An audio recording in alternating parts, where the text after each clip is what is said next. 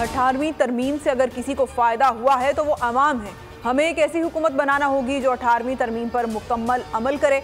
बिलावल भुट्टो जरदारी का खिताब। मजीद कहा, स्पेशल प्लेइंग फील्ड नहीं, सबके लिए लेवल प्लेइंग फील्ड का मुतालबा करते हैं। जो भी हालात हों, हर पिच पर कैसे खेला जाता है जानते हैं। 8 फरवरी का इलेक्शन जीतकर सरप्राइज देंगे।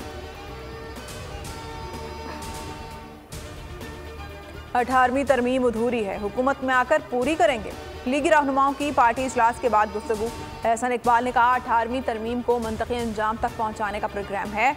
मरकज से सूबों तक फंड्स किए गए लेकिन सूबों से नीचे नहीं पहुंचे। राना सनाउल्लाह बोले, पीपल्स पार्टी पंजाब में नून लीग मुखालिफ वोट हासिल करना चाहती है। हमारे खिलाफ बात करके वोटर्स को मुतासर किया जा सकता है।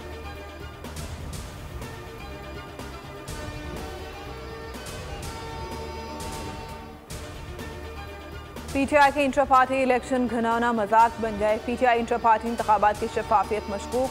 शाह महमूद कुरैशी, परवेज इलाही जैसे तजर्बाकार और वफादार रहनुमा नजरअंदाज। बैरिस्टर अली गौहर चेयरमैन मुंतखब। उमर अयूब जनरल सेक्रेटरी होंगे। खिलाड़ी भी बददिल, बंदा न बंदे की जात। मौखलों ने वोट डाल दिए।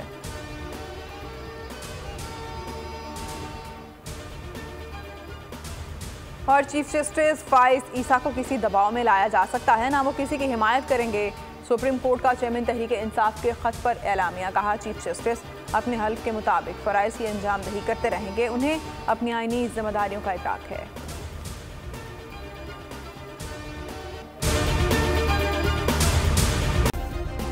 सब्सक्राइब करें और बेल दबाएं ताकि कोई खबर रह न जाए।